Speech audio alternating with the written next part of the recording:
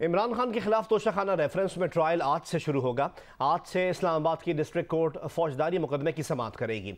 इमरान खान को भी नोटिस जारी कर दिया गया है। इलेक्शन कमीशन ऑफ पाकिस्तान ने Toshakhana reference district and session जज को भिजवाया था। चेयरमैन पीटीआई इमरान खान के खिलाफ तोशाखाना रेफरेंस में फौजदारी कार्रवाई का रेफरेंस ट्रायल कोर्ट को मौसूल हो गया है। जिला कचहरी इस्लामाबाद ने इमरान खान के खिलाफ ट्रायल का आगाज करते हुए आज के लिए नोटिस जारी कर दिया है। केस की समाअत एडिशनल सेशन जज जफर इकबाल करेंगे। डिस्ट्रिक्ट इलेक्शन कमिश्नर ने मौक़िफ़ अपनाया कि ट्रायल कोर्ट इमरान खान पर करप्ट प्रैक्टिसेस का ट्रायल करे। अदालत शिकायत मंजूर करके इमरान खान को सेक्शन 167 और 173 के तहत सज़ा दे। 3 साल जेल की और जुर्माने की सज़ा सुनाई जा सकती है। इलेक्शन कमीशन ऑफ पाकिस्तान ने Toshakhana reference district and session जज को भिजवाया था। इलेक्शन कमीशन ने फैसले में इमरान खान के खिलाफ फौजदारी कार्रवाई का हुक्म दिया था। तोशाखाना रेफरेंस इलेक्शन एक्ट के सेक्शन 137, 170 और 167 के तहत भिजवाया गया था।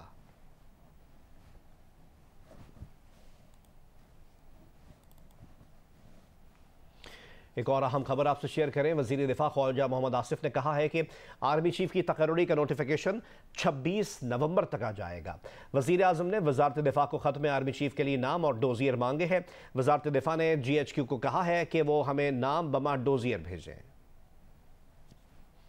हमने मिनिस्ट्री ऑफ डिफेंस को लेटर लिखा है जी कि हमें डोजियर्स भिजवा दें।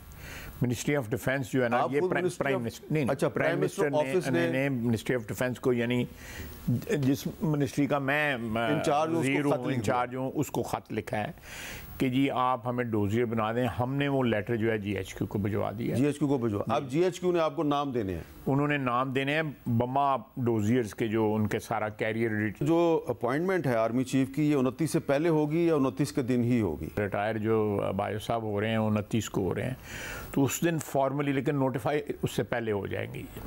26 तक हो जाएगी नोटिफिकेशन इंशाल्लाह। 26 तक हो जाएगी इंशाल्लाह। तारीख में ऐसा भी हुआ है कि वजारत दफा की समरी के बगैर भी प्राइम मिनिस्टर ने आर्मी चीफ को अपॉइंट कर दिया। तो ये वजारत दफा की समरी इतनी अहम इस दफा क्यों है? आप कह सकते हैं रवायत है, लेकिन कोई कानूनी तो को बंदिश नहीं है। उसकी कानूनी बंदिश नहीं है, सिर्फ एक रवायत है। और आपके ख्याल में इस शहबाज शरीफ साहब को रवायत के मुताबिक ही चलना चाहिए? मेरी तो राय यही है। और कौमी असम्बली में बात करते हुए वज़ीर दिफा ने कहा कि वज़ारत दिफा को वज़ीर आज़म का ख़त मिल गया है। GHQ को बता दिया गया है। उम्मीद है 2-3 रोज़ में तैनाती हो जाएगी। ये सारा मामला हल हो जाएगा। फिर इमरान खान से भी 2-2 हाथ कर लेंगे। इमरान खान अपने इक़्तिदार के लिए गैर आइनी हरबे इस्तेमाल कर रहे हैं। इमरान खान ने लफ्ज़ न्यूट्रल को ताना बना दिया है।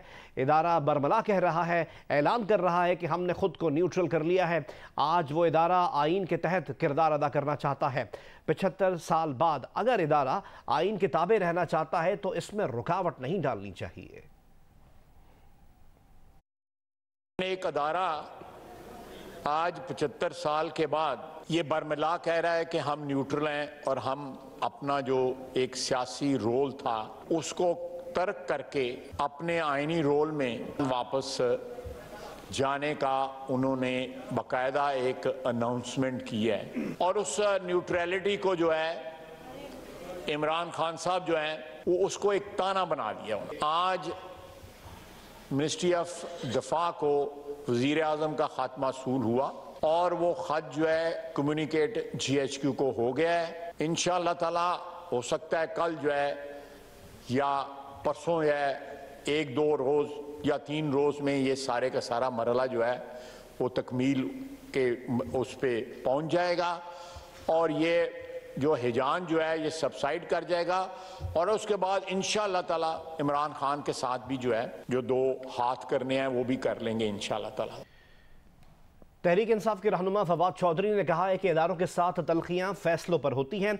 फैसले गलत होंगे तो तलखियाँ बढ़ेंगी, फैसले ठीक होंगे तो तलखियाँ दूर होंगी। मौजूदा सूरत हाल में बेहतरीन हल ये है कि सियासी जमातें और इस्टेब्लिशमेंट एक दूसरे को मौका दें। उन्होंने मजीद कहा कि मुल्क को मुआशी दलदल से निकालने के लिए सबको मिलकर कोशिश करनी चाहिए। वफाकी वज़ीर दाखिला राना सनाउल्लाह ने कहा है कि आर्मी चीफ की तैनाती के हवाले से समरी आए या ना आए, 1-2 दिन में तैनाती का अमल मुकम्मल हो जाएगा, लेकिन समरी हर सूरत आएगी और इसी हफ्ते ही आर्मी चीफ की तैनाती का नोटिफिकेशन जारी हो जाएगा। वफाकी वज़ीर दाखिला राना सनाउल्लाह ने प्रोग्राम आज शाहज़ेब खानज़ादा के साथ में गुफ्तगू करते हुए मजीद कहा कि इमरान खान अपने 26 नवंबर के जलसे से तैनाती पर असरअंदाज होना चाहते हैं, मगर आखिरी कोशिश भी नाकाम हो जाएगी। आज ये प्रोसेस शुरू हुआ है और ये प्रोसेस अगले 2 या 3 दिन में मुकम्मल हो जाएगा। नहीं, दोनों सूरतों में जो है वो मुकम्मल हो जाएगा, लेकिन वज़ीर दफ़ा ने भी आज कहा है कि अगले 1 या 2 रोज़ में समरी जो है वो हम सबमिट कर देंगे। तो ये समरी बाई ऑल मीन्स जो है वो प्राइम मिनिस्टर ऑफिस को मसूल हो जाएगी। ये तैनाती जो है वो बिल्कुल जो है वो ये रवायत है कि जिस दिन रिटायरमेंट हो उसका नोटिफिकेशन जो है वो 2-3 दिन पहले होता है और ये विद इन दिस वीक जो है वो बाई ऑल मीन्स होनी चाहिए। 26 तारीख का जो इमरान खान का इज्तिमा या वो जलसा जो है वो किसी तरह से भी इस मामले में ना मुखल हो सकता है, ना उसकी कोई रेलेवेंसी बनती है। वो इस तैनाती पे ही असरअंदाज होने के लिए सारा कुछ कर रहा है। लास्ट उसकी जो एक नाकाम कोशिश है ये भी नाकाम होगी। तो आप ये देखेंगे कि ये समरी भी आएगी और उसमें से एक नाम फाइनल भी होगा, कंसेंसस के साथ होगा। पॉलिटिकल लीडरशिप या वज़ीर आज़म और आर्मी की लीडरशिप जो है वो उसके ऊपर पूरी तरह से मुत्तफ़िक हो। मुझे ये मालूम है कि नेक्स्ट इलेक्शन जो है उसमें पाकिस्तान मुस्लिम लीग नून को मियां नवाज शरीफ साहब की क़यादत और इलेक्शन कैंपेन को लीड जो है वो अवेलेबल होगी और वो आएंगे इंशाल्लाह पाकिस्तान। वो फैमिली जो है वो कितने हवादस से गुजरी है, तो अगर अब फैमिली वहाँ पे इकट्ठी है और उन्होंने अगर किसी दोस्त के यहाँ जाने का प्रोग्राम बना लिया है तो उसको ये तो ना समझा जाए कि ये पता नहीं कोई अयाशी हो रही है। Army chief general Qamar Javed Bajwa ने पाक बहरिया और पाक फ़िज़ाइया के हेडक्वार्टर्स का अलविदाई दौरा किया। नेवल हेडक्वार्टर्स में आर्मी चीफ को पाक बहरिया के दस्ते ने गार्ड ऑफ ऑनर पेश किया। Army chief general Qamar Javed Bajwa ने नेवल हेडक्वार्टर्स के प्रिंसिपल स्टाफ अफसरान से मुलाकात की। आर्मी चीफ ने पाक फ़िज़ाइया के सरबरा air chief marshal Zaheer Ahmed Babar Sidhu से मुलाकात की। आर्मी चीफ ने हेडक्वार्टर्स रावलपिंडी कोर का भी दौरा किया। आर्मी चीफ ने यादगार शोहदा पर फूल रखे। आर्मी चीफ ने रावलपिंडी कोर में ऑफिसर्स और फौजी दस्तों से खिताब भी किया। आर्मी चीफ ने सियाचिन और LOC समेत मुल्की सरहदों के दिफा पर रावलपिंडी कोर को सराहा। आर्मी चीफ की आमद पर core commander Rawalpindi lieutenant general Sahir Shamshad Mirza ने उनका इस्तकबाल किया। वफाकी वज़ीर ख़जाना इसाक डार ने army chief general Qamar Javed Bajwa और इनके ख़ानदान की टैक्स तफसीलात गैर कानूनी तौर पर लीक होने का नोटिस ले लिया और इस मामले पर FBR को फौरी तहकीकात का हुक्म दे दिया है। उन्होंने वज़ीर आज़म के मुशीर रेवेन्यू तारिक पाशा को ज़िम्मेदारों का तयन करके 24 घंटों में रिपोर्ट देने की हिदायत की है।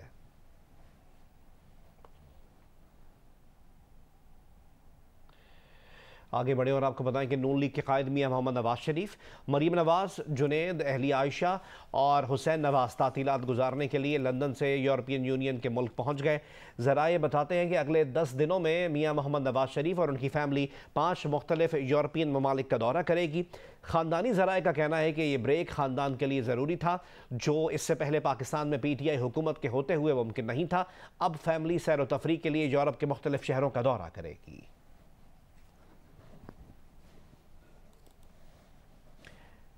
आगे बढ़े और आपको बताएं कि PDM के सरबरा मौलाना फजलुर रहमान का कहना है कि आर्मी चीफ की तकर्री पर जिनका इख्तियार है वो फैसला करेंगे। इमरान खान का लॉन्ग मार्च नहीं फरलॉन्ग मार्च है। उन्होंने मजीद कहा कि लॉन्ग मार्च करके कहते हैं अपनी मर्जी का आर्मी चीफ लाएंगे। आप सियासी क़यादत को ब्लैकमेल कर रहे हैं। सक्खर में प्रेस कॉन्फ्रेंस के दौरान एक सवाल पर मौलाना फजलुर रहमान ने कहा कि वक्त बताएगा कि किसी पार्टी के साथ सीट एडजस्टमेंट कर सकते हैं या नहीं। आर्मी चीफ जो भी आएगा, जो जिसको इख्तियार है वो भी मालूम है, जिस रूल्स के तहत करने हैं वो भी मालूम है, जिस मेरिट के तहत होने हैं वो भी मालूम है। तो जिनका इख्तियार है हमने उसको पर एतमाद किया है, वो फैसला करेंगे। लॉन्ग मार्च करते हैं और ये कि हम अपनी मर्जी का आर्मी चीफ लाएंगे और अपनी मर्जी के आर्मी चीफ लाने के लिए आप हमारी दिफाई क़यादत को भी ब्लैकमेल कर रहे हैं, हमारी सियासी क़यादत को भी ब्लैकमेल कर रहे हैं। लॉन्ग मार्च तो नहीं है, फरलॉन्ग मार्च है। रोजाना एक फरलॉन्ग चलते। हर पार्टी को हक है कि वो इलेक्शन लड़े। ये तो वक्त बताएगा कि क्या हम किसी पार्टी के साथ इंतखाबी एडजस्टमेंट कर सकते हैं या मुकाबला कर सकते हैं। मैं ना इसका कोई जिम्मेदार हूँ, न ये मेरी ड्यूटी है। इंसानी हुकूक कमीशन पाकिस्तान ने परवीन रहमान कत्ल केस में अदालती फैसले पर अदम इत्मीनान का इजहार किया और कहा कि औरंगी पायलट प्रोजेक्ट की डायरेक्टर परवीन रहमान के कत्ल के तमाम 5 मुल्ज़िमान की बरियत से मुतमईन नहीं है। HRCP समझती है कि जुर्म की संगीनी और मरकजी मुल्ज़िम के एतराफ़ समेत रिकॉर्ड पर मौजूद शवाहिद के बायस किसी में इंसाफ नहीं हुआ और इस केस में इंसाफ नहीं हुआ और ये भी कि मुल्ज़िमान की रिहाई परवीन रहमान के अहल खाना और OPP के उनके साथियों के लिए फौरी और संगीन खतरा बन सकती है। दीगर खबरें शामिल करें और आपको बताएं कि सऊदी अरब और दूसरे OPEC ममालिक ने तेल की आलमी पैदावार बढ़ाने पर बातचीत शुरू कर दी है। अमेरिका पहले ही तेल की कीमत बढ़ने पर परेशान है और तेल की आलमी पैदावार में इजाफा चाहता है। मारूफ अमरीकी अखबार वॉल स्ट्रीट जर्नल के मुताबिक OPEC प्लस ममालिक तेल की पैदावार में 5 लाख बैरल यौमिया इजाफे पर बात करेंगे। इस मकसद के लिए इन ममालिक का इजलास 4 दिसंबर को होगा। उधर यूरोपियन यूनियन ने रूसी तेल पर पाबंदी लगाने का ऐलान किया है। वक्फे के बाद एक बार दोबारा खुशामदीद। चमन में पाक अफगान सरहद पर वाबे दोस्ती 7 रोज़ बाद खोल दिया गया। तिजारत और पैदल आमदोरफ्त बहाल। अफगानिस्तान से टमाटर और प्याज की दरामद भी एक हफ्ते तातुल के बाद अब शुरू कर दी गई। बॉर्डर फोर्सेस ने एक दूसरे के साथ मुसाफा किया। वाबे दोस्ती के दोनों जाने पाकिस्तान और Afghan security forces high alert कर दी गई हैं। अफगान हुकाम की जानिब से बाबे दोस्ती पर फायरिंग करके एक FC एहलकार को शहीद और 2 को जख्मी करने वाले मुल्ज़िमान की गिरफ्तारी और सख्त सज़ा देने की यकीन दहानी पर बाबे दोस्ती को तिजारती मकासद के लिए आज से खोल दिया गया है। कस्टम हुकाम के मुताबिक बाबे दोस्ती से पाकिस्तान और अफगानिस्तान के माबैन 7 रोज़ बाद 2 तरफ़ा तिजारत और पैदल आमदोरफ्त बहाल हो गई है। सक्खर हैदराबाद मोटरवे मंसूबे में 2.25 अरब रुपए की मुबैना करप्शन केस में डिप्टी कमिश्नर मटियारी के जेर हिरासत ड्राइवर ने अहम इंकशाफ किया है। एंटी करप्शन पुलिस के मुताबिक ड्राइवर ने बयान दिया है कि कैश 3 गाड़ियों में कार्टन में भर के पुलिस गार्ड्स की हिफाजत में साहिवाल में DC के घर पहुंचाया गया। DC के मजीद गार्ड्स को हिरासत में ले लिया गया है। पीर को समात के बाद एंटी करप्शन अदालत ने डिप्टी कमिश्नर को मजीद 3 रोज़ा रिमांड पर पुलिस के हवाले कर दिया। Assistant manager Sindh Bank Tabish Shah ने सिंध हाई कोर्ट से अबूरी जमानत करवा ली।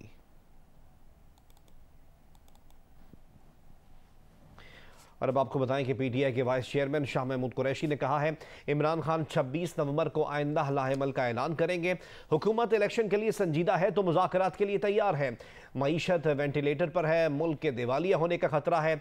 जमान पार्क लाहौर में प्रेस कॉन्फ्रेंस करते हुए असद उमर ने कहा कि इंतखाबात का फैसला ना करने वाले कौमी मुजरिम हैं।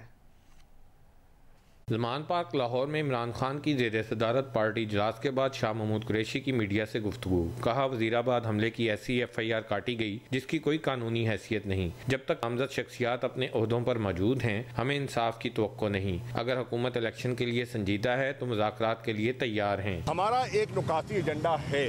अगर उस एक नुकाती एजेंडा क्या है न इंतखाबात। अगर हुकूमत संजीदा है और उन पर बात करती है और करना चाहती है तो हम तैयार हैं।